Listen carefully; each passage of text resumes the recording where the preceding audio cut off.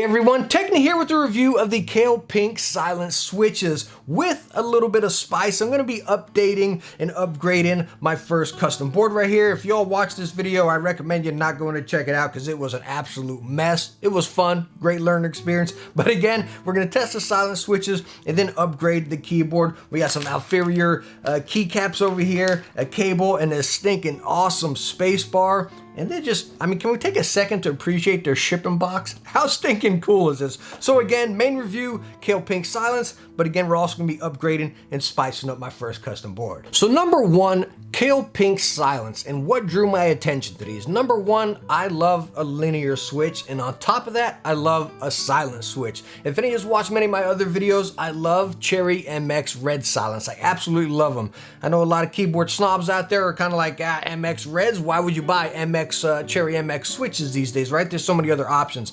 I stinking love a Cherry MX switch, and I love Cherry MX Silence. But all in all, I love a silent switch, and that's why I wanted to check these out right here. The other thing on top of it is the 35 grams of force. Wow, talk about lightweight. And really quick, right there, talking about the Cherry MX Red being 45 grams, and then the Kailh Pink over here being 35, just like this. You can clear as day feel the difference. Now this isn't incredibly light. Like on the board over here right now, I have Gatoron Clears, also 35 grams. And those things are stinking light.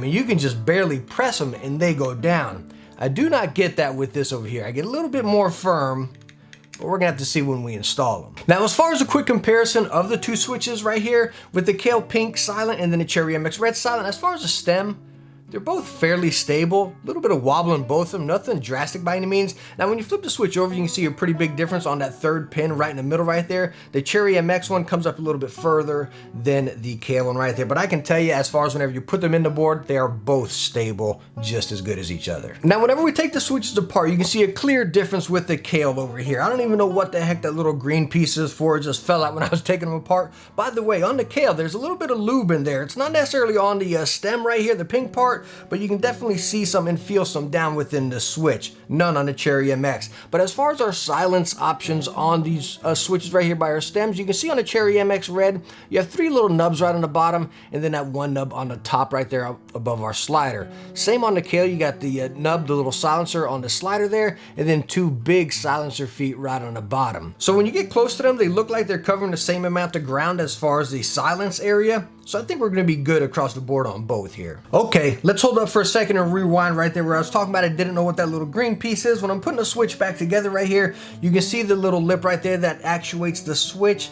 Bam, it's gonna press that green thing and then go over there. So that's kind of interesting. Again, it's only gonna press on the right side or left side, I guess whichever way you're looking at it right here. When on the Cherry MX Red, again, you have the actuation on both sides of the switch. So I'm not too sure if that's gonna make a difference or if we're gonna feel it being a little bit heavier on one side of the switch or not. I don't know. Let's go on and install them, get a sound test, and I'll let you know what I think.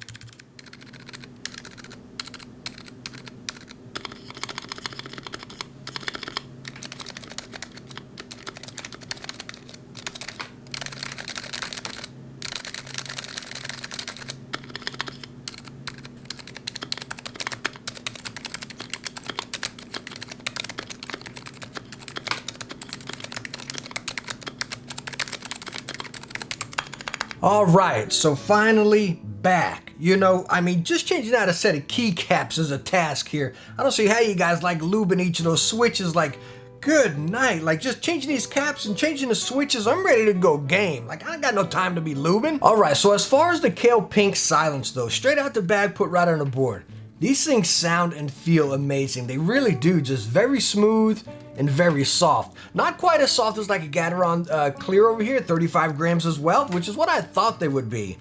But they're really not. They're almost right in between, because you can clearly tell a Cherry MX Red Silent is much firmer than these, like clearly, right? So I put it right in between these. You kind of think like a Gateron Red, you know? That's almost what they feel like. But as far as using them and everything, they just feel fantastic. It's just really like that sweet spot right there. They're silent, but very soft.